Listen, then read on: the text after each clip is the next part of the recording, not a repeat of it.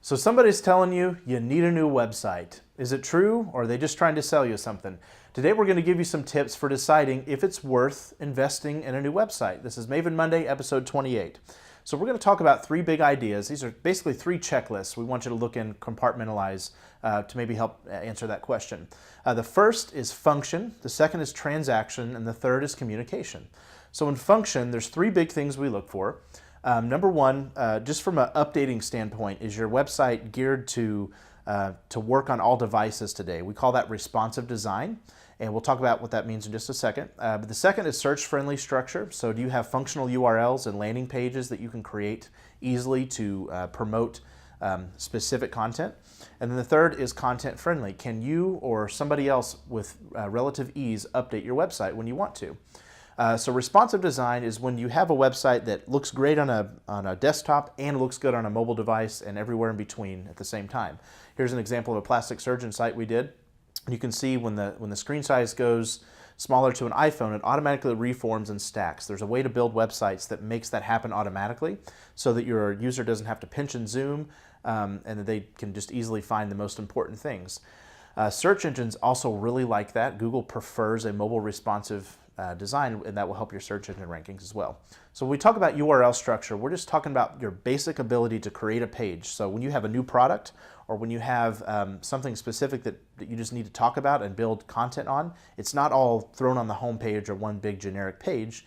You want the ability to create specific pages with pretty good ease that you can build out separate sections for. Here's an example of a Windows site where we have a very specific product like garden windows, and you can see it's in the URL, it's in the page title, and it's a page about garden windows. That's very important.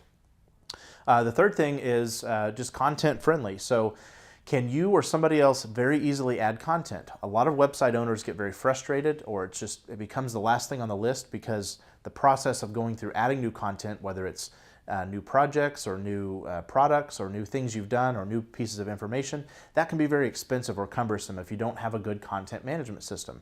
WordPress is a good one. Squarespace is a good one. There's a lot of website platforms that make it really easy for you or somebody else to quickly update generic content. So look for those things. The second is transaction. We're going to go off the basic belief. This is a very big belief at Frank and Maven. Your website should not just be a brochure. It should be a money machine. It should be something that starts the sales process for you. So that can either be done with forms or with an actual e-commerce transaction if you're an e-commerce site. And we're going to talk about, is your conversion rate healthy? So conversion rate is simply the number of sales or leads you generated divided by the number of visitors you had. Google Analytics will tell you this, or if you're running Google AdWords, it will also tell you that. And you're just looking to say, is it within industry norms? So here's something from WordStream. They're a big research company in search engine marketing. They tell us that the median e-commerce conversion rate is about 2.3, 2.4%. So that would be a good median for all websites. Personally, we don't settle for a service industry type website if the lead conversion isn't at least 5%. There's a way to build up to that, but if you're not getting that over a period of time, then we have concern. And then e-commerce websites, we see in medium size 3% is pretty good. So if you're not around that norm, you might consider that as a checklist for you. The last thing is communication. And is your current website capable of communicating who you are and how you want the customer to feel? So a lot of times people are going to your website just to cross you off of a list or get an immediate impression with you. They're not comfortable picking up the phone or walking into your store yet. So they're looking for your values and beliefs. They're looking for ways to bond with you beforehand. So can they get the big idea? Can they immediately start connecting with who you are? Do they get a sense of comfort? Or is it just, hey, we do this product? Are they getting a sense of your personality? Do they know what's in it for them? And can they confirm your credibility? A couple ways that we do that. We use plain language. We use very simple to the point language. This is an example of an office tech company, and they just say, hey, we want you to have a pleasant experience with your office tech. It's simple. That's the number one thing we wanted to communicate. And then we start down the page and we start talking in the voice of like a person instead of like really rigid service copy. Here's our website. We say better communication, better business.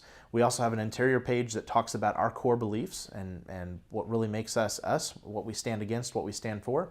Here's a yoga site. You're going to feel awesome. It's a pretty simple, big idea. We got that within the first probably 5 seconds of loading that page. Here's another one, another service industry, the fastest shop in town. These guys are very, very quick compared to their competitors. That's the big idea. So there's some examples of that.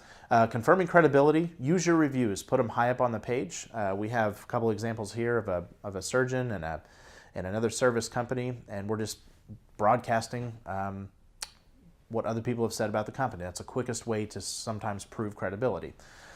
So go back to your big checklist. Is my website functional? Is it making me money? Can I prove that it's making me a transaction or on the path to a transaction? And is it communicating what I believe as a company and what people are going to experience when they actually come here? Those are the tips for deciding, is it worth it? Is it worth the investment? If you need any more help thinking through that, give us a call or shoot us an email at mondays@frankandmaven.com. Thanks for watching. Have a great week.